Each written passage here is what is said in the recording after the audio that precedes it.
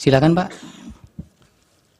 Terima kasih kehadirannya. Jadi seperti ketika mendengar keterangan dari beberapa kementerian, nanti dipersilakan dari DKPP menjelaskan beberapa hal, kemudian nanti ada pendalaman dari majelis. Untuk memandu pemberian keterangan dari DKPP, persidangan akan dipandu oleh Yang Mulia Prof. Saldi. Dipersilakan.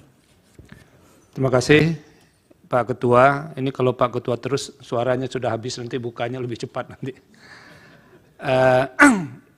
Ini agenda terakhir di hari ini, kita mengundang juga pemberi keterangan Dewan Kehormatan Penyelenggara Pemilu. Jadi kami harap silakan dulu memperkenalkan diri Pak Ketua, yang siapa aja yang diajak hadir. Terima kasih. Assalamualaikum warahmatullahi wabarakatuh. Waalaikumsalam. Yang Mulia Ketua Majelis, Yang Mulia Bapak Saldi Isra,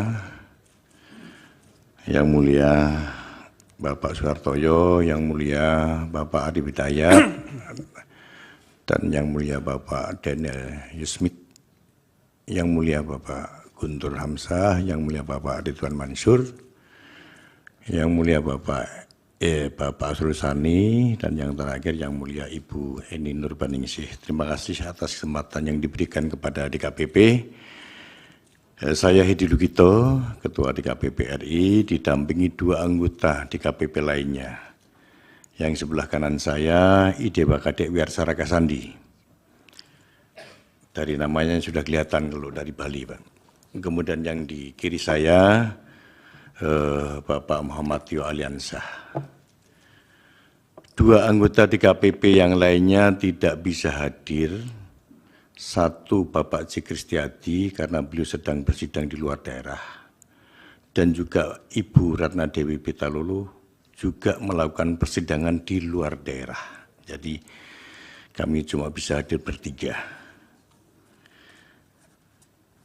Saya langsung saja. Di sini Pak harus ke sini? Iya, sebentar Pak. Ya, silakan. Ini Pak Ketua ini apa ini? Tahu bahwa saya nanyakan kok nggak cukup anggotanya dijawab langsung oleh beliau tadi. Silakan Pak Ketua. Jadi ada beberapa poin di dalam permohonan-permohonan itu yang menyoal apa yang Bapak lakukan terkait dengan penyelenggara pemilu. Nanti disampaikan mungkin 15 sampai 20 menit. Nanti kita akan mendalami apa yang disampaikan itu. Dan untungnya pihak-pihak ini nggak akan menanya Bapak, cuman ini dialog dengan hakim saja yang disaksikan oleh pihak-pihak ini. Jadi Baik. agak lebih nyaman lah. Kalau diserahkan yang lain nanti pertanyaannya jadi lebih panjang begitu. Baik. Silakan Pak Ketua. Terima kasih Yang Mulia. Mohon izin.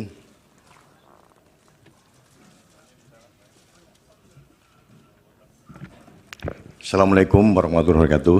Sekali lagi, Yang Mulia Ketua dan anggota Majelis Hakim Mahkamah Konstitusi Republik Indonesia.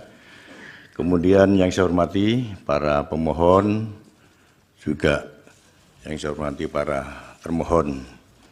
Sesuai dengan undangan, Assalamualaikum warahmatullahi wabarakatuh. Salam sejahtera buat kita semua. Om Swastiastu, salam kebajikan, namo buddhaya. Sesuai dengan undangan dari Mahkamah Konstitusi nomor 11 tanggal 2 April, DKPP diminta memberi keterangan sesuai dengan fungsi serta kewenangannya dalam hal yang berkaitan dengan perkara nomor 1 dan perkara nomor 2 PHPU. Dalam kesempatan ini, saya mohon izin untuk menyampaikan beberapa hal yang menyangkut kewenangan DKPP. Jadi DKPP paling tidak diberi amanat oleh pasal 155 Undang-Undang nomor 7 2017 tentang pemilihan umum. Diberi kewenangan untuk memeriksa dan memutus aduan atau laporan adanya dugaan pelanggaran kode etik yang dilakukan oleh anggota KPU RI, anggota KPU Provinsi, dan anggota KPU Kabupaten Kota, juga anggota Bawaslu RI, anggota Bawaslu Provinsi, dan anggota Bawaslu Kabupaten Kota. DKPP memiliki kewenangan memanggil para penyelenggara pemilu yang diduga melakukan pelanggaran kode etik untuk dimintai keterangan atau diberi kesempatan melakukan pembelaan. Juga memanggil para pelapor, saksi, atau pihak lain, terutama pihak terkait, untuk dimintai keterangan, termasuk dimintai dokumen atau bukti. Kemudian DKPP juga bisa memanggil saksi dan juga mengundang saksi ahli. Semuanya dilakukan sebelum memberikan keterangan saksi, dilakukan disumpah. Dalam menjalankan fungsi selaku lembaga yang memeriksa dan memutus pelanggaran kode etik penyelenggara pemilu, DKPP terikat pada hukum acara yang diatur oleh Peraturan DKPP Nomor 3 Tahun 2017 tentang pedoman beracara kode etik penyelenggara pemilu. Adapun prosedur-prosedur penanganan pengaduan dilakukan melalui berbagai tahapan. Siapa yang bisa mengadukan ke DKPP adalah masyarakat yang memiliki hak pilih. Artinya setiap masyarakat yang memiliki hak pilih boleh melakukan pengaduan ke DKPP. Dari pengaduan-pengaduan tersebut, DKPP melakukan verifikasi administratif. Kalau lolos seperti biasanya, kita lakukan verifikasi material. Kemudian tahap berikutnya dilakukan pencatatan di buku registrasi perkara. Selanjutnya dilakukan penjadwalan penetapan setelah memenuhi syarat bahwa perkara ini diregistrasi, kita jadwalkan untuk disidangkan. Tahap berikutnya, DKPP akan tentu saja akan memanggil para pengadu atau pelapor dan juga saksi untuk hadir di persidangan. Tahap pemanggilan paling tidak harus dilakukan 5 hari sebelum dilaksanakan sidang. Setelah dilakukan pemeriksaan dapat dilakukan meliputi berbagai hal.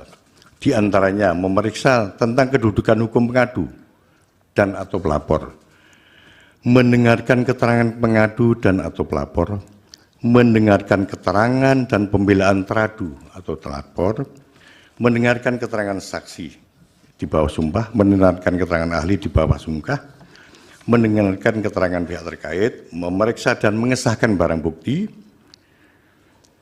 Kemudian tahap berikutnya menetapkan putusan. Putusan ditetapkan lewat rapat pleno seluruh anggota majelis dan anggota DKPP. Alhamdulillah, pleno DKPP selalu mencapai mufakat. Belum pernah selama periode saya, belum pernah terjadi dissenting opinion. Jadi selalu bulat dalam menetapkan putusan atau sanksi.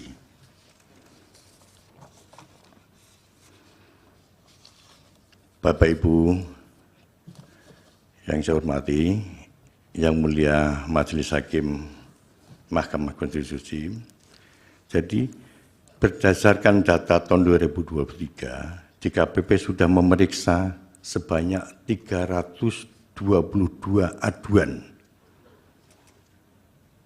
Sangat besar. Artinya setiap hari satu. Jenis aduannya macam-macam, tidak semuanya menyangkut soal tahapan pemilu. Ada juga dugaan-dugaan pelanggaran etik yang non tahapan pemilu. Misalnya soal penyalahgunaan minuman keras di kantor, perselingkuhan antar penyelenggara pemilu, utang piutang, dan perbuatan asusila lainnya.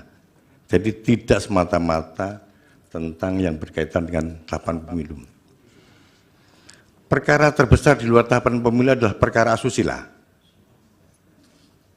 Tapi masih terbesar, 90% masih perkara tahapan yang berkaitan dengan tahapan pemilu. Untuk jumlah pengaduan 3 bulan terakhir ini, mulai Januari sampai tanggal 2 April kemarin, jumlahnya mencapai 166 pengaduan. 90% pengaduan berkaitan dengan tahapan pemilu. Jadi Bapak Ibu bisa bayangkan betapa besarnya jumlah pengaduan ke DKPP. 166 dalam waktu 3 bulan. Yang Mulia Majelis Hakim Konstitusi, dari jumlah 322 pengaduan tersebut yang ditangani DKPP tahun 2024, terdapat 4 perkara dengan teradu ketua dan anggota KPU RI terkait dengan pendaftaran pasangan calon presiden dan wakil presiden Bapak Prabowo Subianto dan Bapak Gibran Rakebumi Raka. Perkara itu diregistrasi dengan nomor perkara 135, 136, 137, dan 141. Dalam memeriksa perkara tersebut, DKPP berpegang teguh pada pedoman beracara Kode Etik Penyelenggara Pemilu.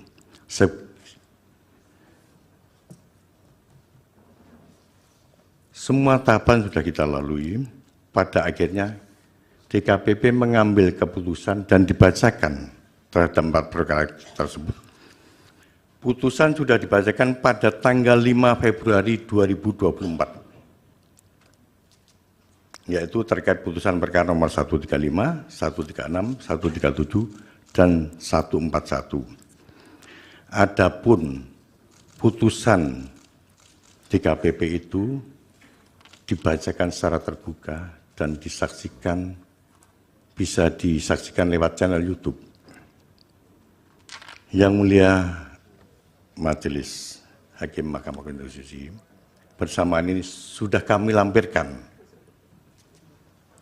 putusan yang untuk perkara 135, 136, 137, dan 141 sudah kami serahkan kepada Yang Mulia Majelis Mahkamah Konstitusi. Mohon untuk dipelajari.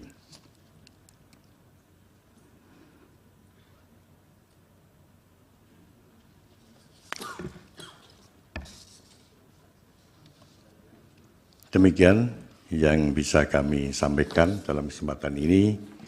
Terima kasih sekali lagi atas kesempatan yang diberikan kepada DKPP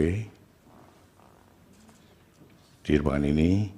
Selanjutnya bila ada pertanyaan-pertanyaan, saya harapkan pertanyaan tidak sampai menyangkut pada pokok perkara. Karena bagaimanapun DKPP meskipun sebagai penyelenggara pemilu diberi tugas sebagai majelis etik yang secara etika tidak dibenarkan membicarakan putusan DKPP di luar persidangan. Jadi karena putusan DKPP sudah kami serahkan kepada Yang Mulia Majelis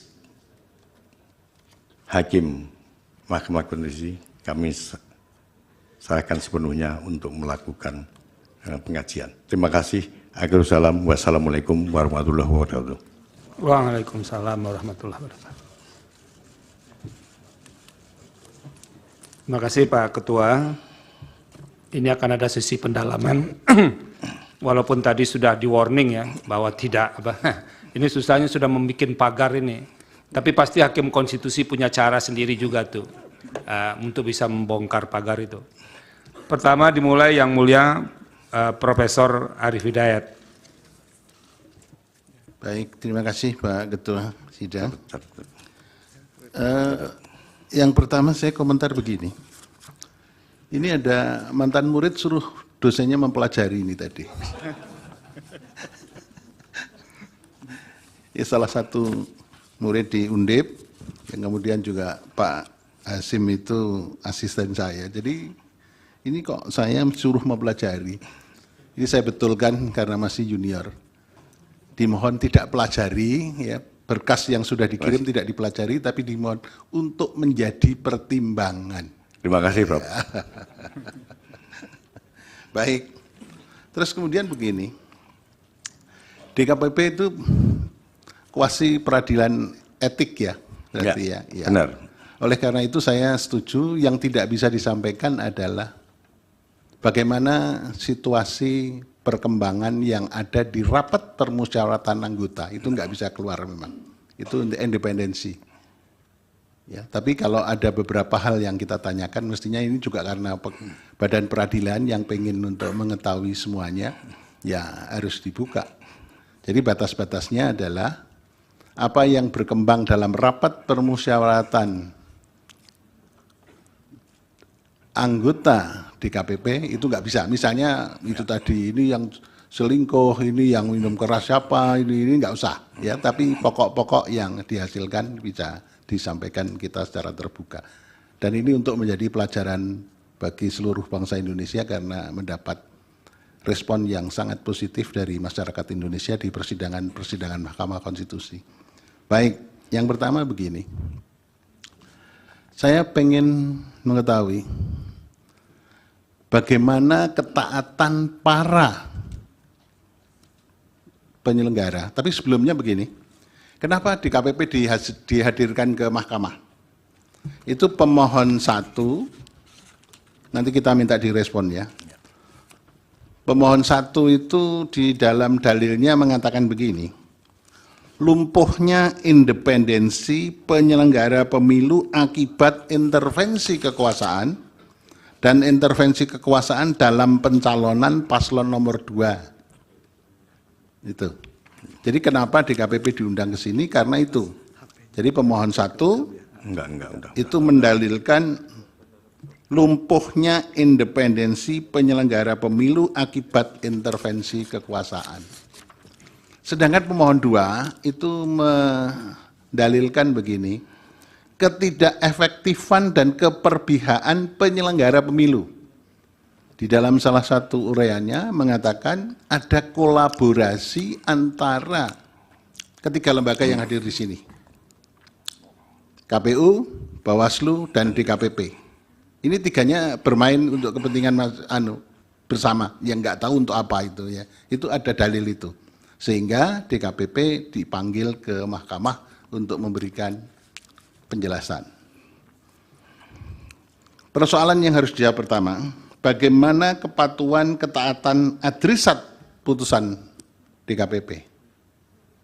Ya, kemudian yang kedua, ini kembali ke atas, persoalan yang menyangkut pencalonan. Persoalan pencalonan itu sangat keras muncul dalam persidangan mahkamah sekarang ini.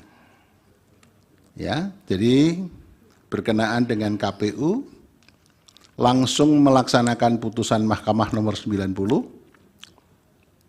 tanpa merubah PKPU, langsung diduga ada macam-macam hal yang terjadi pada waktu proses pencalonan sampai penetapan pencalonan. Itu mohon bisa disampaikan uraiannya di persidangan ini. Ya, kemudian yang berakhir pada amarnya, kemarin itu juga muncul di persidangan ini, amarnya yang pertama, memberi sanksi kepada seluruh anggota KPU dengan teguran tertulis, ya, teguran keras, gitu. Teguran keras, peringatan keras terakhir, gitu ya. Nah ini terakhir ya, besok kalau ada pelanggaran lagi ya harus dibuang. Ya, jangan terus kerasnya keras terus, terakhir terus sampai enggak selesai itu ya kan itu. Nah itu ya. Jadi ada itu. Ini supaya bisa dijelaskan kepada kita. Kemudian pertanyaan berikutnya, apakah ada persoalan-persoalan yang serius pada waktu pelaksanaan atau pencoblosan yang dilaporkan kepada DKPP? Dan kalau ada, putusannya bagaimana? Dan menyangkut berapa orang, kemudian bagaimana ketaatan dan bagaimana perbaikan-perbaikan dalam rangka itu. Kemudian yang berikutnya, apakah ada persoalan-persoalan etika yang dilaporkan pada waktu penghitungan suara sampai ke rekapitulasi suara, baik di tingkat TPS, di tingkat PPK, sampai di tingkat kabupaten kota, provinsi, dan tingkat nasional. Itu ada enggak? Ada. Adanya belum kita. Ya. Sehingga kita semua bisa mencermati, karena memang ini adalah dalil dari para pemohon. Jadi mahkamah tidak mengada-ada, ingin membuka sesuatu yang tidak perlu, tapi mahkamah karena ini berkepentingan menjawab dalil-dalil dari permohonan. Tadi yang dua tadi, lemahnya atau tidak berfungsinya atau independensi dari lembaga penyelenggara pemilu itu kan tiga-tiganya, KPU, Bawaslu, dan DKPP penyelenggara pemilu. Ini supaya direspon dengan sebaik-baiknya. Terima kasih, saya kira itu dulu Prof. Saldi. Terima kasih. Yang mulia Prof. Arief, yang mulia Pak Daniel, silakan. Baik, terima kasih. Yang mulia Prof. Saldi. Terima kasih untuk keterangannya, Pak Ketua. Ini apa yang disampaikan Pak Ketua tadi sebenarnya itu nuansa percakapan kita juga. Apakah perlu DKPP dihadirkan atau tidak sebetulnya. Karena sidang hari ini tentu tidak bermaksud untuk menilai apa yang sudah dikerjakan oleh DKPP. Apalagi sampai membatalkan, udah pasti tidak. Tetapi memang ada dalil yang disampaikan, ada karena tidak independensi dari penyelenggara pemilu, yang kami pahami itu adalah KPU, Bawaslu, dan juga DKPP. Karena itu kami kemudian mengundang. Nah, saya satu saja sebetulnya, ini ada fakta persidangan. Ada putusan MK nomor 90, kemudian atas dasar itu KPU mengeluarkan surat edaran 1145 kalau tidak salah.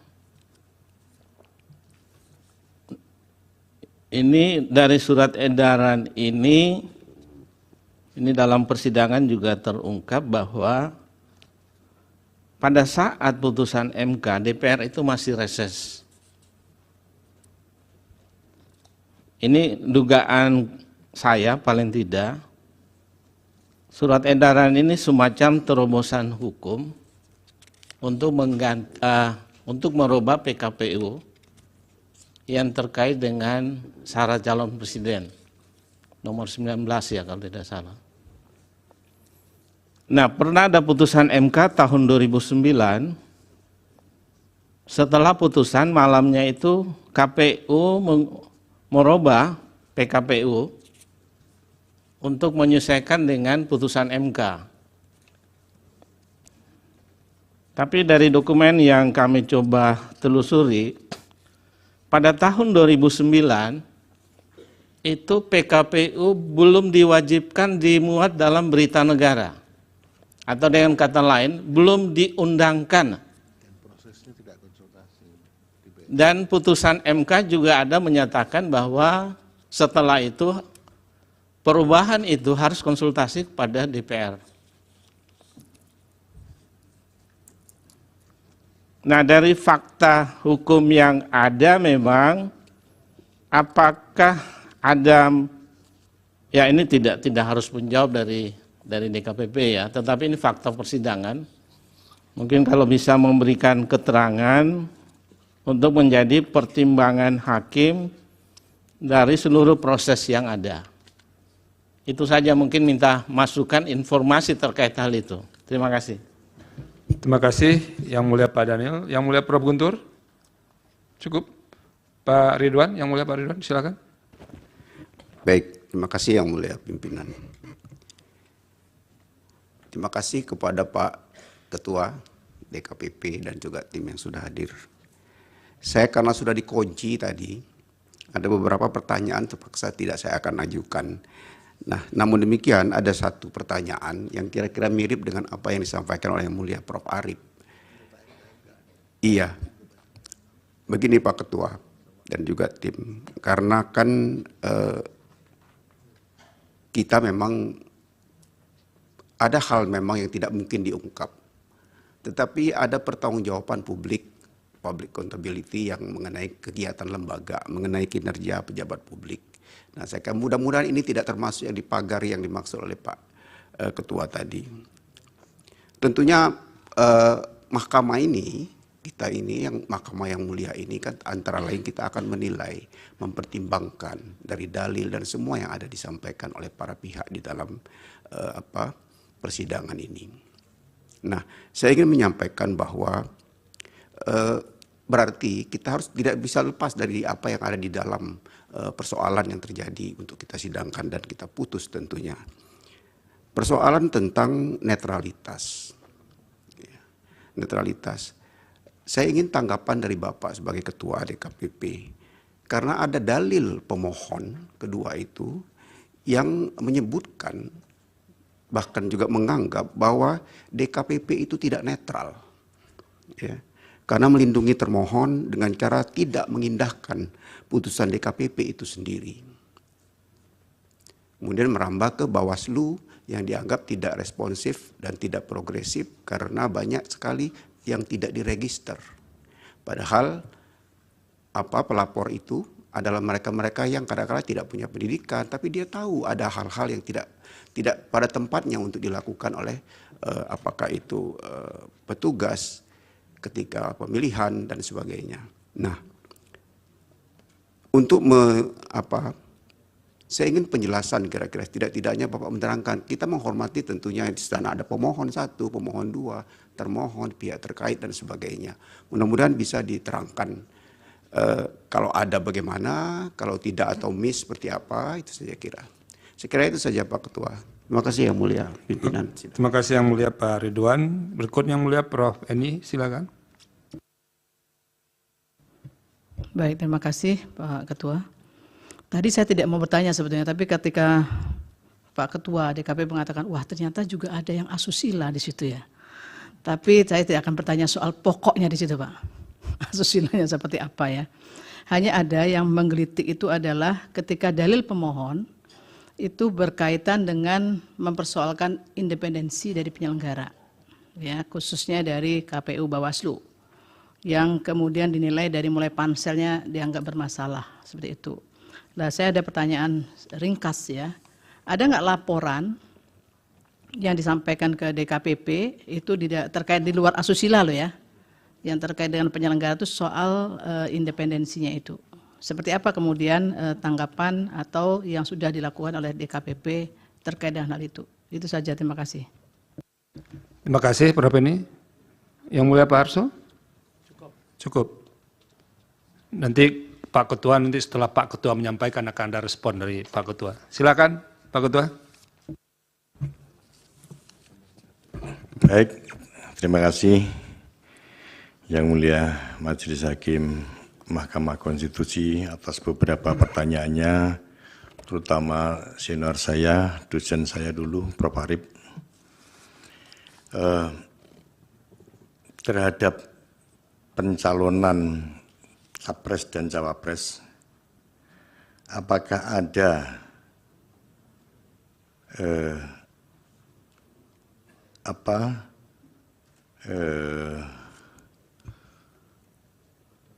kepatuhan penyelenggara? Sudah kita periksa, tadi saya sampaikan ada 4 pengaduan yang khusus pencalonan Capres dan Cawapres. DKPP sudah memberikan sanksi untuk Ketua KPU, Saudara Hasyim Asyari, peringatan keras terakhir, dan peringatan keras untuk anggota KPU yang lain. Mengapa dibedakan antara anggota KPU dan Ketua KPU? Karena DKPP, putusan DKPP itu bukan kepada lembaga, tapi kepada individu-individu penyelenggara pemilu. Jadi yang diputus itu adalah pelanggaran etik yang dilakukan oleh individu-individu penyelenggara pemilu, bukan lembaganya. Benar nggak ada ketidaknetralan?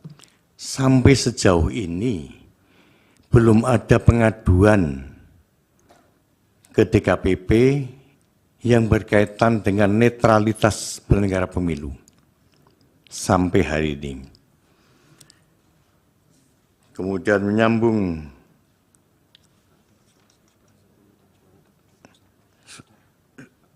menyambung pertanyaan Prof.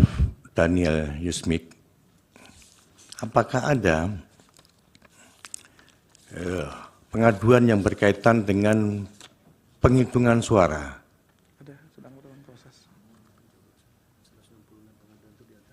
Ada 166 pengaduan itu, diantaranya adalah terkait persoalan penghitungan suara dan rekap. Hanya dari 166 ini belum kami sidangkan, masih dalam pemeriksaan verifikasi administrasi dan verifikasi material.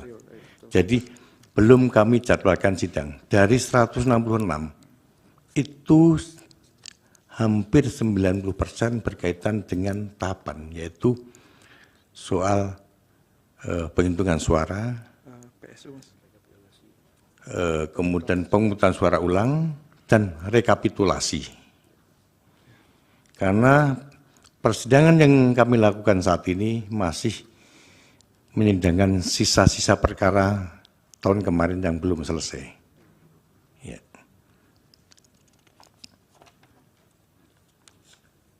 Apakah ada persekongkolan di antara penyelenggara pemilu, dan bagaimana tingkat kepatuhan penyelenggara pemilu terhadap kode etik penyelenggara pemilu? Dan apakah putusan DKPP dilaksanakan secara konsisten? Jadi setiap kali DKPP memutus perkara selalu disertai penetapan bahwa selambat-lambatnya 7 hari sejak diputuskan harus dilaksanakan. Sekaligus memerintahkan Bawaslu untuk mengawasi jalannya putusan ini. Dan sejauh ini hampir semua putusan DKPP dilaksanakan. Mulai dari putusan yang sifatnya peringatan keras, bahkan pemberhentian. Karena sudah banyak anggota KPU dan Bawaslu, terutama di tingkat kabupaten kota, yang diberhentikan. Nanti datanya tolong disampaikan oleh Mas Tio, berapa banyak? Sudah banyak. Baik pemberhentian tetap maupun pemberhentian dari jabatan. Jadi tadi Prof. Harip nyinggungi, ini kok sudah peringatan keras berkali-kali kok tidak diberhentikan. Mohon izin yang mulia, jadi di KPP dalam memeriksa perkara itu fokus pada pelanggaran etik yang diadukan yang sedang kita periksa. Jadi berapa besar derajat pelanggaran etik perkara itulah kita lakukan hukuman atau putusan atau sanksi sesuai dengan derajat yang diadukan dan bukti-bukti yang terungkap di persidangan.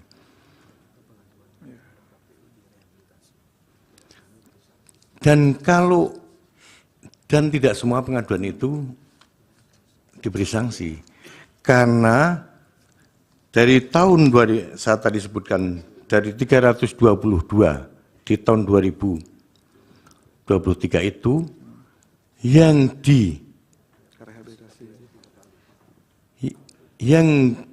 beberapa kasus banyak yang direhabilitasi karena memang pengaduannya tidak terbukti. Jadi DKPP memang selama ini diharuskan merehabilitasi penyelenggara pemilu yang tidak terbukti. Saya mau ambil contoh kasus. Beberapa anggota KPU dan beberapa anggota Bawaslu itu selain pernah dijatuhi sanksi juga pernah direhabilitasi.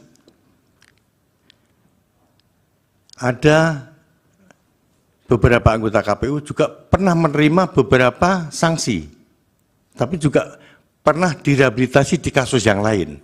Kira-kira gambarannya seperti itu. Karena banyak sekali diadukan. Seorang penyelenggara pemilu itu dalam setahun bisa diadukan bukan cuma sekali, bisa 5 sampai 10 kali, bahkan mungkin sampai 15 kali diadukan. Tapi tidak semua aduan itu terbukti. Kalau terbukti kita beri sanksi sesuai dengan derajat pelanggaran etiknya. Kalau pelanggarannya cukup berat, ya kita beri sanksi peringatan keras atau peringatan keras terakhir. Kalau berat lagi, kita berhentikan dari jabatan. Kalau berat lagi, kita berhentikan dari keanggotaan. Bahkan ada putusan DKPP itu yang sangat keras, yang menyebutkan yang bersangkutan tidak layak menjadi penyelenggara pemilu untuk saat ini dan selamanya. Ada putusan semacam itu. Kalau pelanggarannya sangat berat.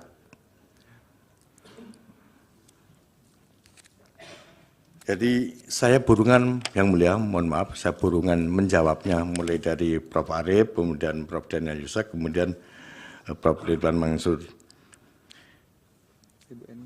Ibu Eni Nurbaningsih yang saya hormati, apa tadi pertanyaannya? Independensi penyelenggara.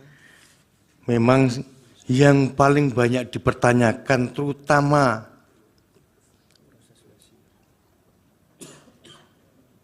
di saat ini adalah tentang independensi penyelenggara.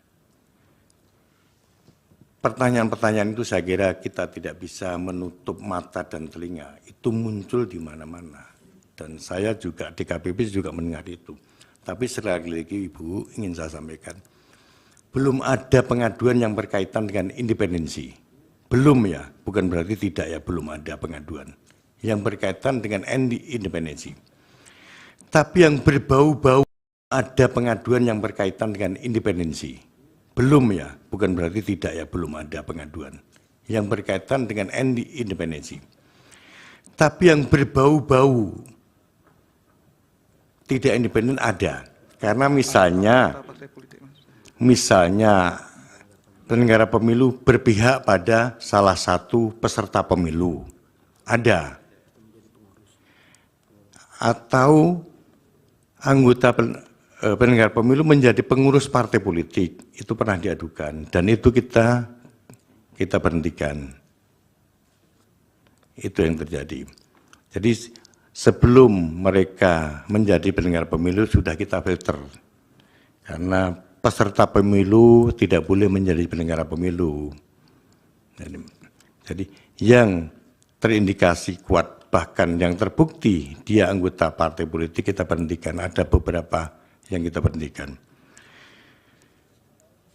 Jadi kalau pengaduan soal ini, kalau soal keterpihakan itu biasanya tercermin lewat pengaduan. Misalnya penyelenggara pemilu A, dia diadukan karena dia menggeser suara.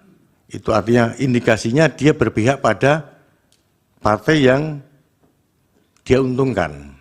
Seperti itu. Tapi yang tentang netralitas penyelenggara pemilu secara keseluruhan, belum kami terima pengaduan itu. Pak Dewa ingin menambahkan? Cukup. Pak Tio, cukup ya. Begitu yang mulia Majelis Hakim Konstitusi yang bisa saya sampaikan. Mohon maaf bila ada kekurangannya. Terima kasih. Pak Ketua. Ini ada Prof. Arief mau memberikan respon lagi. Ini di antara para pemohon 01 dan pemohon pemohon 1 dan pemohon 2 atau paslon 1 dan paslon 2, adakah paslon 3, maaf, paslon 3. Ada yang pernah melaporkan ke DKPP mengenai KPU atau Bawaslu?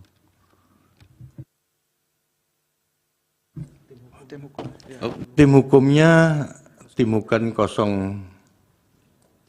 03 pernah ada yang melapor di DKPP. Iya, kasus apa itu? Persoalan apa yang dilaporkan? Pencalonan capres cawapres. Oke. Itu. Iya. 01 pernah mencalonkan terkait kampanye. Kampanye. Tindak lanjut yang diadukan Bawaslu. Terus sudah diputus? Sudah. Putusannya gimana? 01 itu melaporkan terkait ada yang direhabilitasi, ada yang diberi sanksi. Misalnya Bawaslu tidak dianggap tidak menindaklanjuti pengaduan. Itu misalnya dalam kasus kampanye Bawaslu dilaporkan karena tidak menindaklanjuti pengaduan waktu kepala desa ya. Kepala desa di Senayan. Itu dilaporkan di KPP. Dan kita tindak lanjuti, Bro. Kita tindak lanjuti, kita sidangkan dan kita sudah pleno tapi belum dibacakan putusannya. Yang mana? Yang kesan Semarang. Ya. Kami sudah pleno yang mulia. Silakan diskusi dulu atau kembali ke tempat Enggak. diskusi lagi. Ini saking banyaknya perkara, Prof. Iya. Ya, banyak sekali, ratusan ya. Jadi untuk kasus yang bagi-bagi susu, bagi-bagi susu, Ya. tapi ini yang teradunya adalah Bawaslu RI dan Bawaslu Jakarta Pusat. DKI, ya, DKI. Sudah kita sidangkan dan sudah kita plenokan, hanya belum Belum diputus. dibacakan, jadi belum bisa kami sampaikan, Prof. Oke. Karena saking banyaknya jadi lupa sudah dibaca atau belum itu. Iya. Iya. Jadi sudah kita plenokan, hanya belum kita bacakan. Sudah kita putuskan. Begitu, Prof. Ya, terima kasih, Prof. Tapi saya ingat gini tadi, pada waktu kita memanggil 4 menteri sampai Menko-nya aja bilang begini, Mas Edi, untuk pelajaran ini. Bilangnya, semoga keterangan kita bermanfaat untuk pengambil putusan, jadi pertimbangan. Ini tadi mempelajari itu saya bingung sekali itu, Mas. Terima kasih, Prof, atas koreksinya. Terima kasih Prof. Mohon Arief. maaf. Pak Ketua silakan, yang mulia Pak Soehartoyo. Terima kasih Pak Wakil. Saya sedikit saja Pak Ketua DKPP. Begini, ada pandangan bahwa badan peradilan sekalipun, apalagi kuasi ya, badan peradilan sekalipun terhadap produk-produk putusan itu, memang betul ada pembatasan, itu kemudian tidak boleh didiskusikan, diperdebatkan, apalagi mendefend putusan. Jangankan terhadap putusan hakim yang bersangkutan, hakim lain pun tidak boleh diperlakukan oleh hakim yang lain, sebagaimana hal-hal yang saya sampaikan tadi. Tapi nanti pada akhirnya terserah Bapak, kalau tidak mau menjawab, karena ini krusial perlu saya sampaikan di persidangan. Seandainya pun Bapak tidak mau menjawab, paling tidak sudah tercover di salah sidang hari ini. Begini, kami tadi mencoba membaca putusan 135 sampai 141 itu, Bapak. Sebenarnya saya ingin mencari pertimbangan hukum, di mana sih pendapat DKPP berkaitan dengan sikapnya dalam menilai pendaftaran Prabowo Gibran itu, selain kemudian diamar menjatuhkan putusan sanksi saksi kepada teradu itu. Apakah bisa dijelaskan sebenarnya pada titik itu di mana bagaimana sikap DKPP itu saja sebenarnya? Apakah memberikan penilaian bahwa yang dilakukan oleh teradu itu sudah benar atau salah? Karena memang menjadi kewajiban semua hakim sebenarnya Bapak. Kita memang tidak boleh memperdebatkan, mendiskusikan dan sebagainya, apalagi mendefend tadi. Tapi ketika ada warga atau pencari keadilan khususnya menanyakan maksud daripada putusan itu wajib bagi hakim yang bersangkutan menjelaskan. Sekedar menjelaskan. Bukan mendiskusikan dan kemudian apalagi memperdebatkan. Itu pantang Pak. Mohon saya bisa diberikan penegasan. Mungkin Pak Dewa bisa. Saya kira karena ini juga persidangan, saya kira juga Bapak bisa mendapatkan protek tidak akan melanggar kode etik itu. Karena yang membutuhkan adalah Mahkamah Konstitusi, sebuah badan peradilan juga. Silakan Pak. Silakan Pak Ketua. Terima kasih Prof. Suhartoyo. Yang diperiksa di KPP dalam perkara aduan itu adalah dugaan pelanggaran etik yang dilakukan oleh KPU. Dugaan pelanggaran etik yang kami periksa bukan persoalan hukum sah dan tidaknya pencalonan. Kami hanya meriksa ada enggak pelanggaran etik yang dilakukan oleh KPU ketika dia melakukan penanganan perkara itu. Putusan di KPP jelas ternyata ada pelanggaran etik. Tapi DKPP tidak membuat putusan hukum sah dan tidaknya pencalonan itu. Yang kita nilai ada enggak pelanggaran etik yang dilakukan oleh KPU. Apa yang dilanggar oleh KPU? Semuanya sudah kami tuangkan dalam putusan kami, Prof. Itu ada 2 poin paling tidak itu kan. Itu sudah kami tuangkan di dalam putusan kami. Jadi semata-mata adalah pelanggaran etik oleh KPU dalam menangani perkara dalam menerima pendaftaran Capres dan Cawapres. Sah dan tidaknya KPU memang melaksanakan putusan Mahkamah Konstitusi, itu kewajiban. Tapi dalam melaksanakan putusan Mahkamah Konstitusi, MK, juga KPU harus memperhatikan tata cara, memperhatikan pedoman administrasinya, harus diperhatikan agar tidak merugikan pihak lain. Tujuannya itu. Jadi yang kami periksa semata-mata etiknya KPU, tidak berkaitan dengan hukumnya. Saya kira itu, Prof, yang bisa kami sampaikan. Kalau Pak Dewa ingin menambahkan, silakan. Silakan, Pak Tio. Terima kasih, Ketua. Yang mulia, Hakim Mahkamah Konstitusi yang kami hormati. Pada prinsipnya, sebagaimana disampaikan oleh saudara ketua kami tadi, bahwa DKPP telah memeriksa dan memutus perkara terkait dengan pencalonan Presiden dan Wakil Presiden. Nah, secara ringkas, izin saya sampaikan sikap DKPP dalam menilai perkara ini, bahwa melaksanakan putusan Mahkamah Konstitusi secara hukum maupun etik adalah sebuah kewajiban karena lembaga penyelenggara pemilu terikat olehnya dan itulah ketentuan konstitusi kita. Namun saya mencermati ya berbagai pendapat soal apakah putusan Mahkamah Konstitusi itu perlu diatur dalam peraturan KPU atau tidak. Ini memang keadaan hukumnya berbeda dengan pemilu-pemilu sebelumnya. berbeda dengan putusan-putusan Mahkamah Konstitusi sebelumnya. Karena sejak tahun 2022, KPU telah memiliki peraturan KPU tentang pembentukan peraturan dan keputusan di lingkungan KPU. Ya, jadi yang kami nilai, sebagaimana disampaikan oleh Saudara Ketua, tentu adalah tindakan para teradu, siapapun itu dalam perkara DKPP. Apakah patut atau tidak, dan seterusnya. Karena dalilnya sekira telah menjadi pengetahuan umum, seseorang yang diduga atau bahkan terbukti melanggar hukum tentu melanggar etik. Tidak melanggar hukum bukan berarti tidak melanggar etik.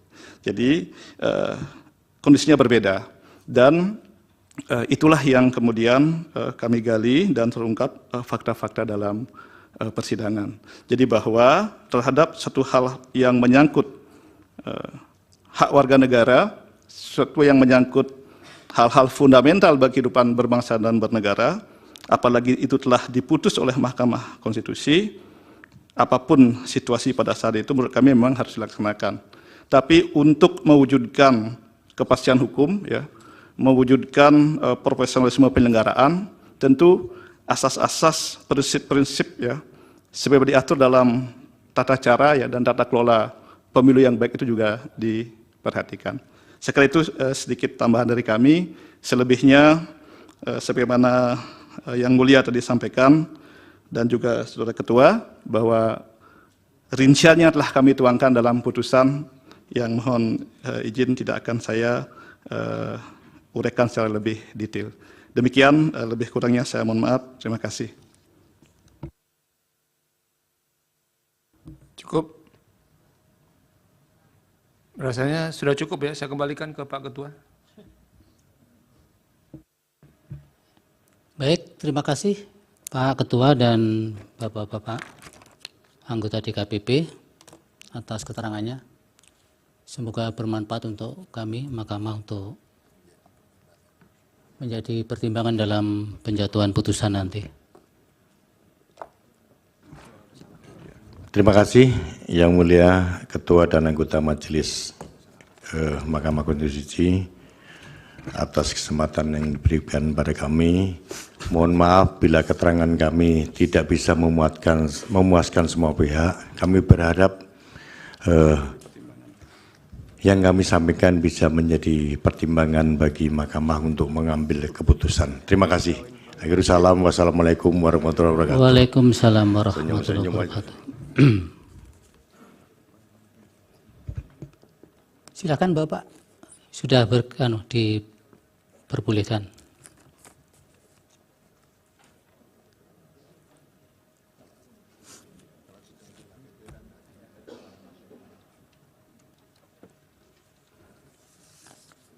Baik, kepada pemohon 1, pemohon 2, dan termohon, pihak terkait dan Bawaslu, rangkaian persidangan sudah untuk hari ini sudah selesai. Mahkamah akan mengesahkan bukti yang diajukan oleh pihak-pihak dulu. Untuk perkara nomor 1, dari pemohon mengajukan bukti tambahan P310 sampai 312, betul? Benar Yang Mulia. Disahkan. Kemudian termohon T66 sampai T67, Pak. Betul? Betul Yang Mulia. Disahkan, Pak. Kemudian pihak terkait PT 50 sampai dengan PT 51. Betul, Bapak? Benar Yang Mulia. Kami sahkan. Kemudian dalam perkara 1 dan 2, Bawaslu mengajukan bukti tambahan PK1A, PK2A, PK3A, dan PK4A. Betul? Betul Yang Mulia. Baik, kami sahkan. Baik.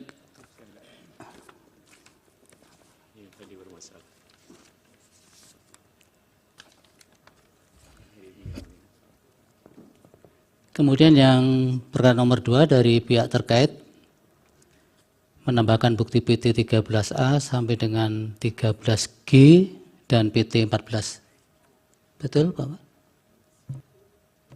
Benar Yang Mulia. Disahkan.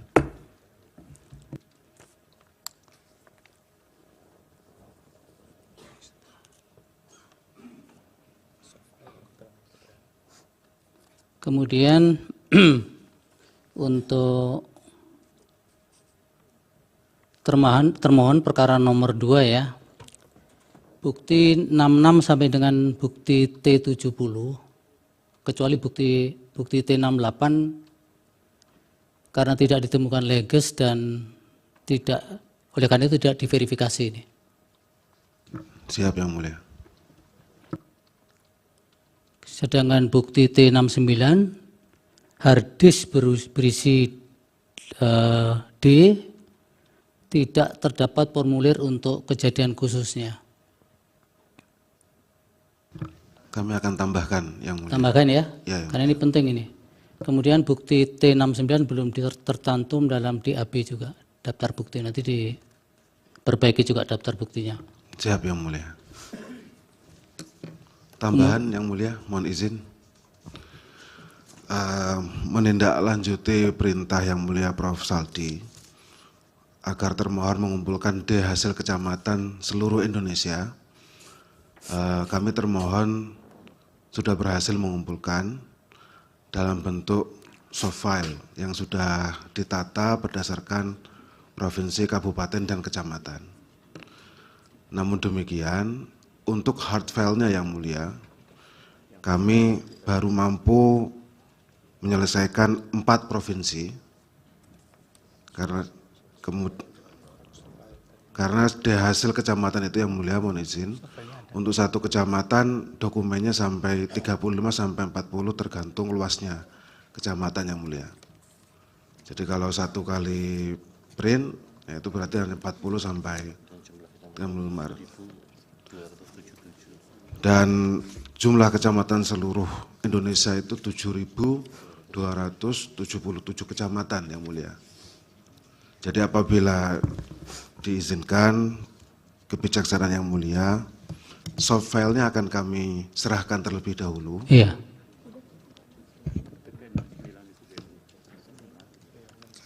Yang T69 tadi Pak ya? Iya Yang Mulia. Iya. Ini juga menjadi perhatian untuk pemohon dan pihak terkait, termasuk Bawaslu. Ada dari pihak terkait 1 dan 2 untuk menyerahkan soft copy Word dan file keterangan-keterangan ahli dan saksinya juga belum diserahkan. Nah oleh karena itu tadi kami majelis bersepakat sekiranya ada hal-hal yang masih mau diserahkan, meskipun ini persidangan terakhir, bisa diakomodir melalui kesimpulan. Memang kesimpulan dalam persidangan Pilpres sebelumnya tidak dikenal, tidak diwajibkan. Tapi untuk mengakomodir hal-hal yang masih bagi Mahkamah pandang masih krusial dan tertinggal ini, forumnya kan tinggal melalui penyerahan kesimpulan itu. Terlepas kesimpulannya mau dipergunakan atau tidak, jadi tidak wajib. Tapi bagi pihak-pihak termasuk khususnya pihak terkait, karena masih ada keterangan ahli dan keterangan saksi yang file-file keterangannya belum diserahkan, saya kira supaya tidak kemudian persidangan sudah ditutup tapi kok masih ada lalu lintas penyerahan dokumen-dokumen yang kemudian keabsahannya bisa menimbulkan persoalan. Untuk itu tadi para hakim menyepakati kita buka saja ruang untuk penyampaian semacam kesimpulan. Termasuk nanti merespon. Jadi para pihak juga boleh merespon apa yang disampaikan oleh 4 kementerian tadi dan DKPP dalam kesimpulan itu. Yang Mulia, ada batas waktu untuk penyampaian kesimpulan? Nanti waktunya kami tentukan, Pak Mulia. Nah oleh karena itu mohon ini dipahami bukan merupakan macam tidak konsistenan di PMK maupun apa yang sudah dijadikan pendirian mahkamah pada penanganan pilpres sebelumnya, tapi ini karena memang dinamikanya berbeda juga untuk persidangan pilpres hari ini. Oleh itu mohon bisa dipahami. Sehingga tadi kami berdelapan sudah sepakat bahwa mekanisme penyampaian hal yang perlu disampaikan sebagai bentuk kelengkapan dari proses persidangan ini bisa disampaikan melalui forum kesimpulan itu. Kemudian waktunya disediakan pada tanggal 16 April 2024 selambat-lambatnya pukul 12 langsung diserahkan kepada kepaniteraan. Kak, yang mulia, apakah itu sekalian dengan bukti-bukti tambahan? Bisa. Bisa. Ya. Oke, jadi tanggal 16 jam 12. Paling maksimal jam 12 Pak Mulia. Jadi bukti silakan kalau memang masih ada, hanya nanti tidak bisa kami sahkan di persidangan, meskipun juga bagian yang akan kami pertimbangkan dalam putusan. Dan kemudian kekurangannya tentunya pihak-pihak sudah tidak bisa melakukan isage lagi. Oke. Terima kasih yang mulia. Apakah saya boleh menambahkan beberapa hal lagi? Yang itu dulu sudah Yang clear itu dulu. ya? Ya itu clear yang mulia. Kalau saya mau menambahkan beberapa pertanyaan masih mungkin. Silakan apa ini? Begini, tadi ada beberapa PowerPoint yang disampaikan oleh 3 menteri. Menteri Erlangga, Keuangan, dan Menteri Sosial. Apakah itu dimungkinkan juga bisa kami dapatkan yang mulia? Bisa. Nanti biar kepaniteraan bisa, karena itu sudah milik publik juga di persidangan. Ya, dan juga kami ingin mohon, karena kemarin waktu pihak terkait menyampaikan ahli, Saudara Hasbi dan Saudara Kodari, juga ada PowerPoint yang disampaikan. Kami mohon kalau kami juga bisa mendapatkan itu.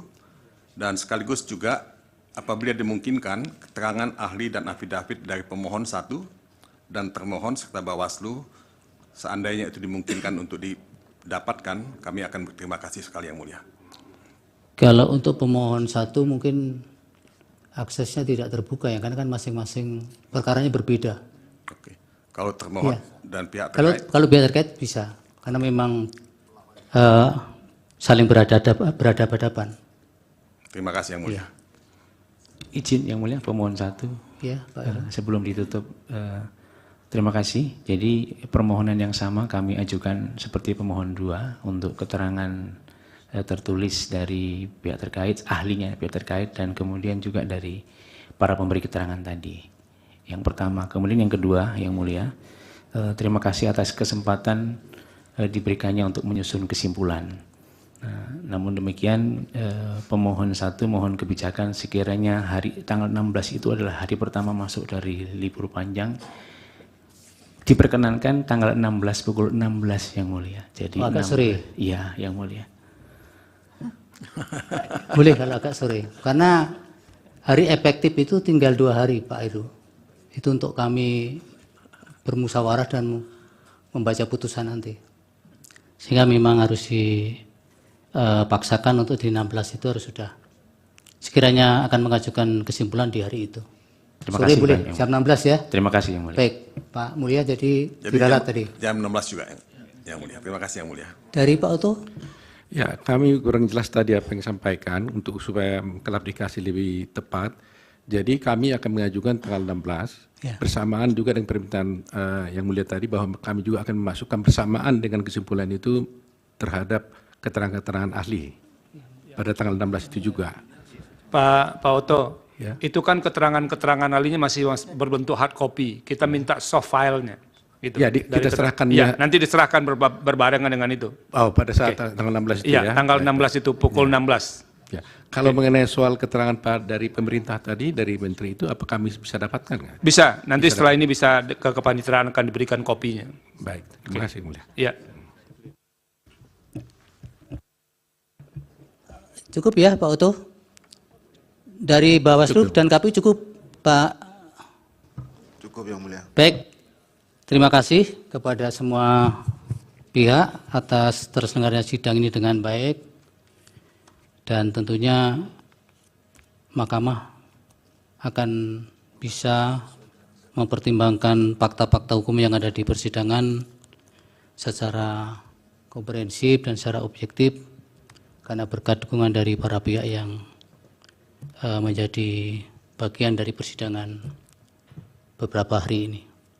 Kemudian untuk putusan nanti tentunya akan diberitahukan oleh kepaniteraan, para pihak akan diberitahukan dengan tenggang waktu yang cukup beberapa waktu sebelum putusan dibacakan sesuai dengan ketentuan peraturan perundang-undangan. Sidang selesai dan ditutup.